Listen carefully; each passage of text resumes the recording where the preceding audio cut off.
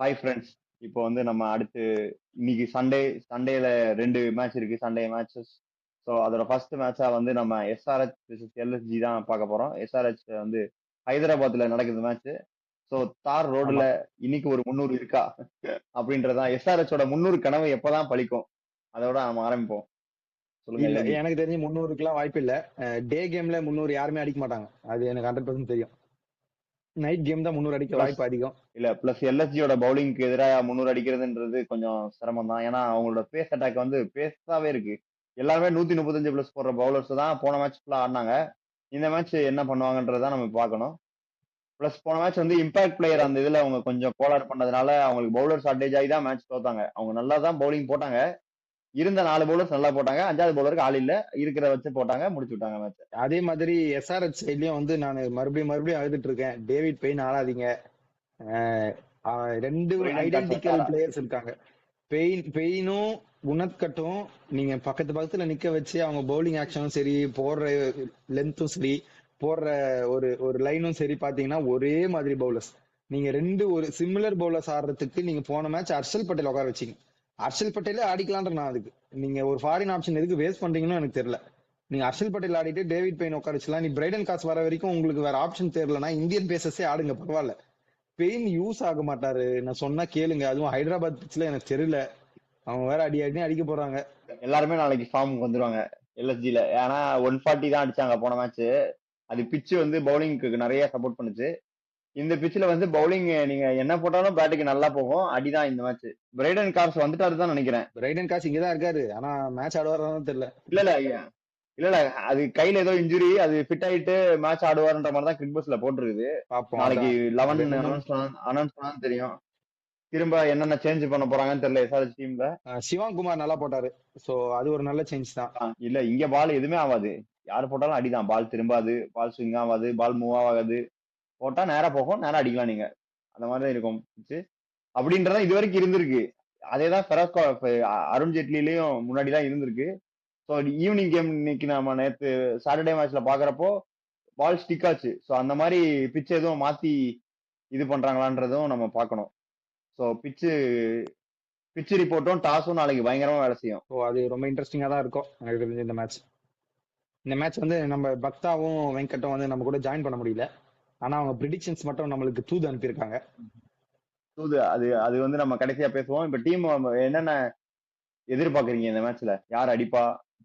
எல்எஸ்ஜில ஏதாவது சேஞ்சஸ் இருக்குமா? எஸ்ஆர்எச்ல ஏதாவது சேஞ்ச் இருக்குமா பேட்டிங் ஆர்டர்ல? எனக்கு தெரிஞ்சு ரிஷப் பண்ட் தான் ஓப்பனிங் எல்எஸ்ஜில வருவாரா? ரிஷப் பண்ட் தான் ஓப்பனிங் பண்ணுவாருன்னு தோணுது. ரிஷப் பண்ட் வந்து ஃபுல் லைசன்ஸ் கொடுத்து தான் ஆடுவாங்களோன்னு எனக்கு தோணுது.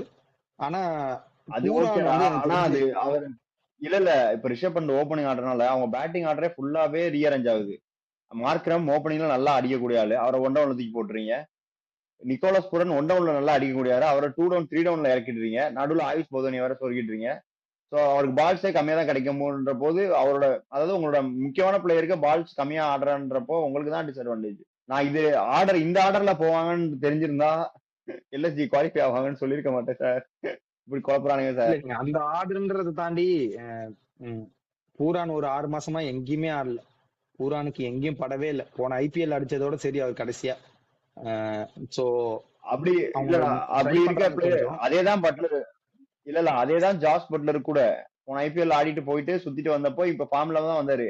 ஆனா இப்போ ஐபிஎல்ல உனக்கு பால்ஸ் ஆட தாண்டா வரும். இப்ப ஜாஸ் பட்லரு இப்போ போன மேட்ச்சுக்கு இந்த மேட்ச் பார்த்தனா ஸ்ட்ரைக் ரேட் போயிடுச்சு மேல. சோ பால்ஸே குடுக்கலன்னா எங்கிட்ட ஆடுறது? பால்ஸ் என்னை கொடுத்தாதான் பொறுத்த கொஞ்சம் ஆட வரைக்கும் முடியும். நீங்க ரிஷப் பண்ணிட்டு ஓபன் பண்ண வைக்கிறது தப்பான சேஞ்ச் நான் சொல்ல மாட்டேன். ஆனா எனக்கு பூரான் 3 ஆடணும். நீங்க மார்க்கரம் 4 ஆட வச்சுக்கோங்க. அதுக்கு அது எவ்வளவு பரவாயில்ல. பூரான் 3 ஆடிட்டு மார்க்கம், ஏன்னா மார்க்கம் 4 ஆடி இருக்காரு முன்னாடியே. சோ அவரு அது ஓரளவுக்கு அவருக்கு நல்ல பிளேஸ் தான். ஆனா பூரானுக்கு நீங்க 5ல ஆட லைசன்ஸ் வைக்கிறானுங்க. கொடுத்துடணும். ஆமா, 5ல ஆட வைக்கிறாங்க. நடுவுல ஆயுஷ் போதனி வேற வந்துடுறாரு. பூரானுக்கு நீங்க லைசன்ஸ் கொடுத்துடணும். நீங்க பூரான ஒரு சுச்சுவேஷன்ல போட்டுட்டு இப்படி ஆடு அப்படி ஆடுன்னு அவர் ப்ரெஷர் போடக்கூடாது. நீங்க மேலேயே பூரானுக்கு லைசன்ஸ் கொடுத்து நீ ஃபுல்லா ஆடு, ஃப்ரீயா ஆடுன்னு சொல்லிடணும். அந்த மாதிரி ஆடினாதான் அது அவருக்கும் நல்லது. சோ நம்ம போன கேம் பேசின மாதிரி அந்த ஆல்ரவுண்டர் ஸ்பாட் வந்து இல்லாம ரொம்ப கஷ்டப்படுறாங்க எல்எஸ்ஜி. அது ரொம்ப அவங்களுக்கு கஷ்டப்படுறாங்க. ஆமா. பவுலர்ஸ் யாருமே பேட்டிங் ஆட மாட்டாங்க. சோ அந்த பாயிண்ட் வந்து ரொம்ப அவங்களுக்கு நெகட்டிவ் இது கொடுக்குது. ஏன்னா நீங்க ஆடினே 5 பவுலர்ஸ் தான் ஆடி ஆகணும். ஆயுஷ் பதோனியை 6th பவுலரா வச்சு ஆடணும். அந்த மாதிரி ஒரு சுச்சுவேஷன்ல தான் அவங்க இருக்காங்க. வேற வழியே இல்லாம. இல்லனா இம்பாக்ட் பிளேயர் ரிலீஸ் பண்ணி எக்ஸ்ட்ரா பவுலர் ஆடணும். அஹ் அது உங்க பேட்டிங்கும் அஃபெக்ட் பண்ணும். ஏன்னா இவங்க பேட்டிங்கும் பாத்தீங்கன்னா டாப் ஹெவி தான். நீங்க கொஞ்சம் கீழே போயிட்டீங்கன்னா கொஞ்சம் இன்எக்ஸ்பீரியன்ஸ் நிறைய இருக்கு.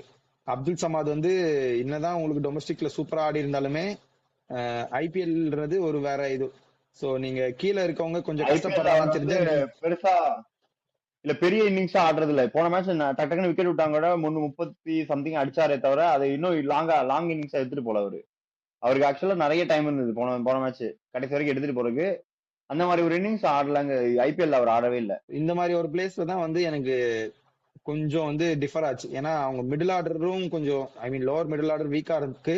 பிளஸ் ஆல்ரவுண்டர்ஸே இல்ல. நீங்க எங்க தேடினாலுமே ஆல்ரவுண்டர்ஸே காணோம் அந்த டீம்ல. ஃபுல்லா பேட்டிங் இல்ல ஃபுல்லா பவுலிங்கா தான் இருக்காங்க. அந்த முன்னாடி நம்ம இந்தியன் டீம் மாதிரி. முன்னாடி இந்தியன் டீம் இல்லடா 2011 வேர்ல்டு கப்புக்கு அப்புறம் அந்த அதான் அந்த ரெய்னா யுவராஜ் 2010 எல்லாம் வேர்ல்டு போனதுக்கு கப். அப்புறம் அதுக்கப்புறம் அதான் அதுக்கப்புறம் 11 யுவராஜ் ரெய்னா ரோஹித் சர்மா டீம்ல இருந்து போனதுக்கு அப்புறம் விராட் கோலி டைம்ல. நடுவுல கொஞ்சம் அப்படிதான் இருந்தது இந்தியா டீம்.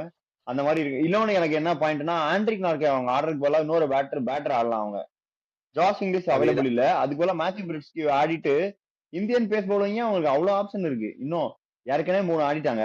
அது போக இன்னும் 3 நாள் நிறைய வச்சிருக்காங்க. ஆப்ஷன் இருக்கு உங்களுக்கு. அவேஷ் கான் உட்கார வச்சிருக்காங்க. எனக்கு அதுதான் ஆச்சரியமா இருக்கு. நீங்க அதான் ஆவேஷ் நார்கே கான் ஆடலாம். ஆடுறதுக்கு அவேஷ் கான தாராளமா அடிக்கலாம். ஆக்சுவலா போன மேட்ச் நார்கியால தான் அடிக்க ஆரம்பிச்சாங்க. அந்த பின்னாடி ரேம்ப் பண்ணி 6 ஆரம்பிச்சதுல இருந்து தான் இவரு சமீர் ரிஸ்வி அடிக்கவே ஆரம்பிச்சாரு. அதுக்கு முன்னாடி 9 பாலுக்கு 0 ரன்ஸ்ல இருந்தாரு. அதுக்கப்புறம் 1 2ன்னு அது 10வது பால் ஆயிடுச்சுன்னு சொல்லி தான் அவசரமா சிங்கிள் எடுத்து அது பவர் பிளே சர்க்கிள்குள்ளேயே தட்டிட்டு சிங்கிள் ஓடி அவ்வளவு பொறுமையா ஆடிட்டு இருந்தவரு அந்த நார்கே ஒரு ஷார்ட் பால்ல ரேம்ப் ஆடி 6 அடிச்சதுக்கு அப்புறம் தான் அவர் பேட்லயே பட ஆரம்பிச்சது. சோ அது நார்கே வந்து பேஸ் எல்லாமே நல்லா தான் போடுறாரு. பட் ஸ்டில் இந்தியன் பேசர் வந்து இது அவேஷ் கான் விட நார்கியா பெட்டரா இங்க அந்த போடுவாருன்றதான் வேலையை கேள்வி. ஒரு இந்தியன் பேசர் செய்யலாம். அதுதான் நம்ம பாயிண்ட். நீங்க ஃபாரினர் ஆமாமா. எடுத்துட்டு வரீங்கன்னா ஃபாரினர் வந்து உங்களுக்கு டீமோட அடிஷன் கொடுக்கணும்.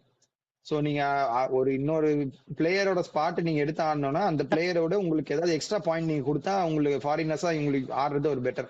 நீங்க அதே வேலை இந்தியன் பேசரோ இல்ல இந்தியன் பிளேயர் யாரோ ஒருத்தர் செய்யும் போது நீங்க அந்த இந்தியன் பிளேயரே போட்டு ஆடிக்கலாமே. உங்களுக்கு இன்னொரு ஆப்ஷனாவது ஏதாவது வரும்ல ஃபாரினர்ஸ் யாராவது ஆடுறதுக்கு. சோ நார்கியா பண்ற வேலையை எதர் அவேஷ் கான் ஆர் மயங்க் யாதவ் அந்த மாதிரி யார் வேணா செய்ய முடியும்ன்றது தான் நம்ம பாயிண்ட். சோ நீங்க அது அந்த மாதிரி கூட பார்க்கலாம். நீங்க அப்படி இல்ல நீங்க 3 ஃபாரினர் கூட அடிக்கலாம். நார்கியா பதில் நீங்க பிரெட்ஸ்கி ஆடலனா கூட எனக்கு எனக்கு என்னன்னா இந்தியன் பேசருக்கு சான்ஸ் கொடுக்கலாம். நீங்க நார்கியா ட்ரை பண்றது தப்பு இல்ல. ஆனா நீங்க ஒரு எக்ஸப்ஷனல் பவுலர் இப்போ ஜோஃப்ரா ஆர்ச்சர் மாதிரியோ இல்ல ரபாடா மாதிரியோ இல்ல பும்ரா லெவலுக்கு இருக்க பவுலர்னா பரவாயில்ல. நார்கியா வந்து ஒரு நார்மல் டீசென்ட் பவுலர். நீங்க அதை வந்து ஒரு நார்மல் மோர் தென் கேப்பபிள் அவேஷ் கான். ஏன்னா இப்ப லாஸ்ட் சீசன் அவர் நல்லாவே பெர்ஃபார்ம் பண்ணாரு. இல்ல இப்ப ஆவேஷ் கான் இல்ல அவங்களுக்கு 150 பேஸ் கிட்ட தான் 145 பிளஸ் போடுற பவுலர் தான் வேணும்னா மயங்க் யாதவ் ஃபிட்டா இருந்தா மயங்க் யாதவ் கூட ஆடலாம். அதே பேஸ்ல உங்களுக்கு போடுறதுக்கு வேணும்னா இப்ப ஆவேஷ் கான் வந்து கொஞ்சம் மெதுவா போடுறாரு நீங்க ஃபீல் பண்றீங்கன்னா ஆண்ட்ரிக் நார்கேவோட அந்த பேஸ் போடுற இந்தியன் பவுலர் வச்சிருக்கீங்க அதை வர ஆடலாம். அது அவங்க பொறுத்து. ஏன்னா அவங்க இன்ஜுரி ப்ரோனா இருக்கனால எனக்கு தெரிஞ்சு எல்லா மேட்சும் இவங்க 2 பேருமே மோசின் கானும் சரி மயங்க் யாதவும் எனக்கு தெரிஞ்சு ஒரு மாதிரி ரொட்டேஷன் பேசிஸ்ல தான் ஆடுவாங்க. பெருசா எல்லா மேட்சுமே அங்க ஆடுவாங்கன்னு எனக்கு தோணல. சோ அதான் போன மேட்ச் நல்லா பவுலிங் போட்டாங்க பவர் பிளேல. மோசின் கான் ஆக்சுவலா அவ்வளவு இன்ஜுரி போறோம் மாதிரி எனக்கு தெரியல. ஏன்னா 2000 அந்த ஃபர்ஸ்ட் ராகுல் கேப்டன் பண்ண சீசன்ல எல்லா மேட்சும் ஆடினாரு. அந்த சீசன் நல்லா தான் போட்டாரு. எல்லா மேட்சுமே ஆடினாரு. அதுக்கப்புறம் ஏதோ இன்ஜுரியில வந்ததுதான் பிரச்சனை பெருசாயிடுச்சு. அது ரொம்ப லாங் இன்ஜுரி 2-3 ரொம்ப வருஷம். ரிஸ்க் போட வேணான்றதுக்காக சொல்றேன் நான். ப்ரெஷர் போட தேவையில்லை. Long tournament. சோ உங்களுக்கு தேவைன்னா மாத்தி அவங்களுக்கு அந்த ஆப்ஷன் இருக்குன்றது தான் என் பாயிண்ட். உங்களுக்கு இன்னும் நிறைய பேசஸ் இருக்காங்க உள்ள. ரொட்டேஷன் பேசிஸ்ல நீங்க தாராளமா அடிக்கலாம். இதுக்கப்புறம் என்ன எஸ்ஆர்எச் நம்ம சொன்ன மாதிரி தான் இன்னும் பவர்ஃபுல் ஆகும். இல்ல பேட்டிங் வந்து சேம் 7 தான் முதல் ஸ்டார்டிங்ல. அதுக்கப்புறம் அந்த பவுலர்ஸ்ல தான் ஏதாவது ரொட்டேட் பண்ணுவாங்க அவங்க. மத்தபடி அதே தான் ஆடுவாங்க. முதல்ல இருந்து அடிக்க போவாங்க. மிடில் ஆர்டருக்கும் பேட்ல பட்டுச்சுன்னா 250க்கு மேல கன்ஃபார்ம். மிடில் ஆர்டருக்கு போடலன்னா அன்னைக்கு மாதிரி 220 230 அந்த மாதிரி போவாங்க. பட் 200க்கு மேல கன்ஃபார்ம். அது மட்டும் நாளைக்கு உறுதி. பிச்சு இன்கேஸ் நமக்கு இப்ப ஃபெரோஷா கோட்லா மாதிரி ஈவினிங் டைம்ல ரொம்ப ஸ்டிக்கியா இல்லாம இருந்ததுன்னா 200 பிளஸ் கன்ஃபார்ம். ஸ்டிக்கியா இருந்ததுன்னா ஹைதராபாத் அங்கேயே முடிஞ்சு அங்கேயே மாட்டி 100 கூட அடிப்பாங்கன்னு தெரியல. அந்த மாதிரி பேட்டிங்ல என்னப்பது பாக்கலாம் நாளைக்கு என்ன நடக்குது. ஒரு எக்ஸைட்டிங் மேட்சா இருக்கு. ஒரு எக்ஸைட்டிங் மேட்சா இருக்கும்னு நினைக்கிறேன் நான். ப்ரெடிக்ஷன் டைம் அதாவது இந்த டைத்துல தான் பக்தா வந்து எல்எஸ்ஜி பக்கம் போயிருக்காரு. வெங்கட் வந்து எஸ்ஆர்எஸ் பக்கம் போயிருக்காரு. நீங்க எந்த பக்கம் போறீங்க? எனக்கு ரொம்ப ஹார்டா இருக்கு எந்த பக்கம் போறதுன்னு தெரியாம. நான் எஸ்ஆர்எச் சைட் போறேன். நீங்க எஸ்ஆர்எச் சைடு போறீங்க, வெங்கட் கூட போறீங்க, வாழ்த்துக்கள். நான் வந்து எல்எஸ்ஜி பக்கம் போறேன். ஏன்னா அவங்க பவுலிங் அட்டாக் மேல எனக்கு இன்னும் நம்பிக்கை இருக்கு. ஏன்னா போன மேட்ச் ஆவேஷ் கான் ஆடல, திக்விஜய் சத்யா ஆடல. அது இல்லாமலே அவங்க வந்து அந்த 140யவே நல்லா டிஃபெண்ட் பண்ணிட்டு இருந்தாங்க. அதாவது இருக்கிற 4 பவுலர் வச்சே.